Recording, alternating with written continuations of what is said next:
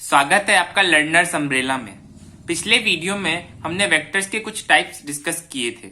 उसी को कंटिन्यू रखते हुए इस वीडियो लेक्चर में भी हम आगे कुछ और टाइप्स डिस्कस करेंगे वेक्टर्स के। तो आइए शुरुआत करते हैं इस वीडियो की।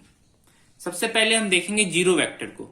तो जीरो वेक्टर के नाम से ही आपको समझ में आ रहा होगा कि एक ऐसा वेक्टर जिसका कि मैग्नीट्यूड जीरो हो, यानी कि उसके पास कोई लंबाई नहीं हो, जीरो लेंथ हो।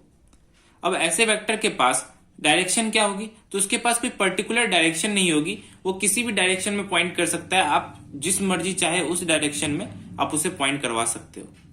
तो जीरो वेक्टर को हम डिनोट कैसे करते हैं? तो जीरो वेक्टर को हम जीरो के ऊपर एक एरो का साइन बनाकर डिनोट कर सकते हैं, या फिर जीरो को बोल्डली लिखकर, इस तरह से बोल्ड करके हम जीरो वेक्टर को डिनोट कर सकते हैं। आइए दोस्तों देखते हैं एक रियल लाइफ एग्जांपल, जिससे कि आपको जीरो वेक्टर समझने में ज्यादा आसानी होगी। तो हम सब ने कभी ना कभी टग ऑफ वॉर का गेम खेला ही है। अब टग ऑफ वॉर में क्या होता है कि एक रस्सी होती है, यानी कि रोप होती है, जिसके दोनों एंड्स पे कुछ लोग इस साइड से फोर्स लगा रहे होते हैं और कुछ लोग इस साइड से फोर्स लगा रहे होते हैं। तो हम मान के चलते हैं कि एक ऐसा ही मैच चल रहा है टग ऑफ वॉर का, और दोनों तरफ से एक एक इंसान यहाँ पे फोर्स लगा रहा है, और हम ये मान लेते हैं कि वो दोनों इक्वली पावरफुल हैं और वो दोनों इस रस्सी पर इक्वल फोर्स लगा रहे हैं, जिसका मैग्नीट्यूड हम मान लेते हैं 500 न्यूटन है। इस तरफ से भी 500 न्यूटन और इस तरफ से भी। तो इस रस्सी के मिडल में हम देख सकते हैं कि इधर से भी 500 न्यूटन का फोर्स लग रहा है और इधर से भी 500 न्यूटन का फोर्स लग रहा है। तो यहां पर हम देख सकते हैं कि जीरो फोर्स डेवलप हो जाएगा, यानी कि ये दोनों फोर्स कैंसिल आउट हो जाएंगे। अब फोर्स एक वेक्टर क्वांटिटी होती है, और जब दो वेक्टर क्वांटिटीज को जोड़ा या घटाया जाता है तो हमें फिर से एक वेक्टर क्वांटिटी ही मिलती है। तो इस जीरो को हम जीरो वेक्टर लिख सकते हैं, क्योंकि ये दो वेक्टर्स का सम या फिर सब्ट्रैक्शन है। तो ये रहा हमारा जीरो वेक्टर का एग्जांपल। आइए देखते हैं दोस्तों पोजीशन वेक्टर। पोजीशन वेक्टर एक ऐसा वेक्टर होता है जो हमें स्पेस में किसी भी पॉइंट की पोजीशन को डिनोट करने में मदद करता है। तो हम मान लेते हैं हमारे पास एक पॉइंट है P। अब हम इस P पॉइंट की पोजीशन को किसी दूसरे रेफरेंस पॉइंट के रिस्पेक्ट में ही हम डिफाइन कर सकते हैं। तो नॉर्मली हम जो रेफरेंस पॉइंट लेते हैं वो होता है हमारा कोऑर्डिनेट एक्सिस का ओरिजिन पॉइंट। ये हमारा ओरिजिन है, ये हमारी पॉजिटिव y एक्सिस और ये हमारी पॉजिटिव x एक्सिस। अब अगर इस पॉइंट P का हम पोजीशन वेक्टर निकालना चाहें तो ग्राफिकली हम इस तरह से एक एरो बना सकते हैं, और ये हमारा पोजीशन वेक्टर RP, इसको हम RP से डिनोट कर सकते हैं। अब अगर ये हमारा पोजीशन वेक्टर एंगल थीटा बना रहा हो हमारी x एक्सिस से, तो वेक्टर रिप्रेजेंटेशन के हमने जो दो मेथड्स पढ़े थे हमारे इस लेक्चर सीरीज के सेकंड वीडियो में, वही हम देख रहे हैं। तो हम मैथमेटिकली रिप्रेजेंट करने के लिए इस वेक्टर का मैग्नीट्यूड लेते हैं, और ये हमारा वेक्टर RP हमारी x एक्सिस के साथ जो एंगल बना रहे हैं वो थीटा है। तो इस वेक्टर को हम इस तरह से रिप्रेजेंट कर सकते हैं। हम देखते हैं एक दूसरा एग्जांपल। ये पॉइंट हमारा R है, तो इसे हम ग्राफिकली इस तरह से RR की तरह से रिप्रेजेंट कर सकते हैं। तो ये रहा हमारा पोजीशन वेक्टर ऑफ R। अब अगर हम R को भी मैथमेटिकली रिप्रेजेंट करना चाहें तो ये हमारा मैग्नीट्यूड हो जाएगा। तो ये हमारा RR वेक्टर अगर एंगल अल्फा बना रहा हो x एक्सिस के साथ, तो हम इसे यहाँ पर इस तरह से रिप्रेजेंट कर सकते हैं। अब दोस्तों जरूरी नहीं है कि हम सिर्फ ओरिजिन के रिस्पेक्ट में ही किसी पॉइंट की पोजीशन रिप्रेजेंट कर सकते हैं। अगर हम इस R पॉइंट को चाहें तो P के रिस्पेक्ट में भी रिप्रेजेंट कर सकते हैं। तो हम अगर ग्राफिकली चाहें तो इस तरह से इस एरो की मदद से हम रिप्रेजेंट कर सकते हैं, और अगर हम मैथमेटिकली रिप्रेजेंट करना चाहें position vector of R with respect to P हो जाएगा हमारा। इसका जो मैग्नीट्यूड है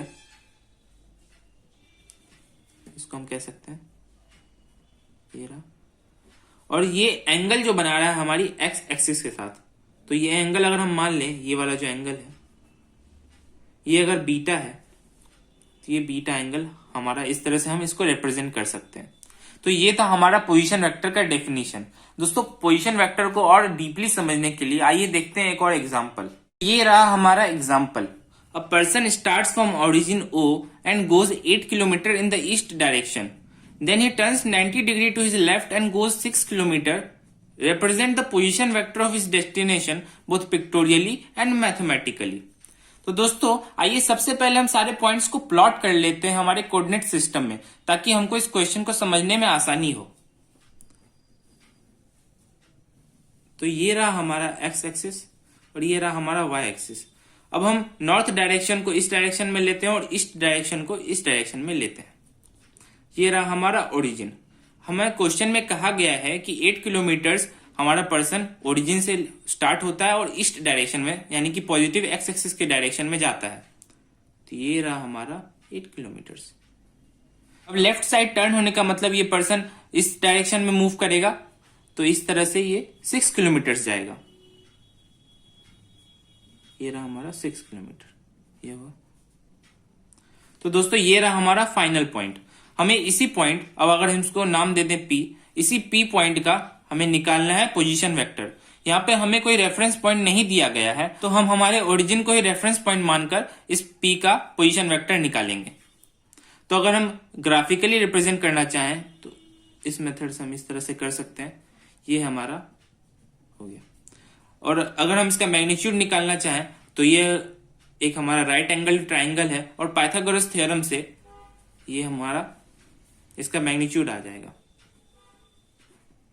8 square plus 6 square equal to 10 kilometers.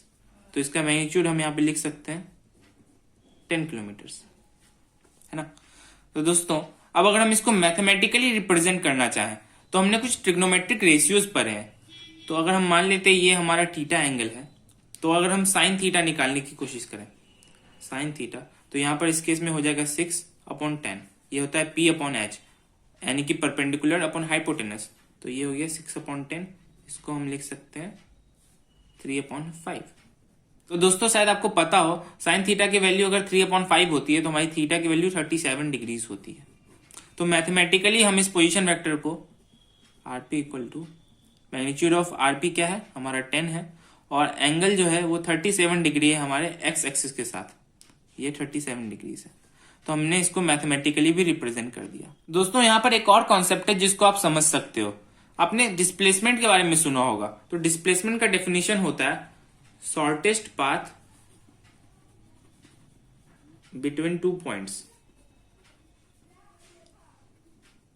तो हमारा जो पर्सन है वो O से अपनी जर्नी को स्टार्ट करता है और P पर जाकर एंड कर देता है।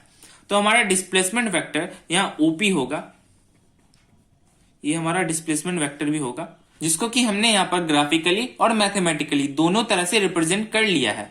तो यहाँ इसको हम 37 डिग्री।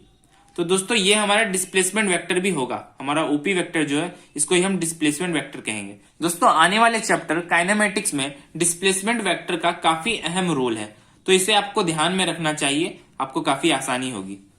अभी हमारे पास एक और टाइप होता है वेक्टर का, यूनिट वेक्टर्स, वो अभी बच रहा है, क्योंकि यूनिट वेक्टर्स को समझने के लिए हमें कुछ और कॉन्सेप्ट्स जानने पड़ेंगे वेक्टर्स के बारे में। तो यूनिट वेक्टर्स को हम इस लेक्चर सीरीज के आगे के वीडियोस में देखेंगे। तो मिलते हैं अगले वीडियो में। धन्यवाद।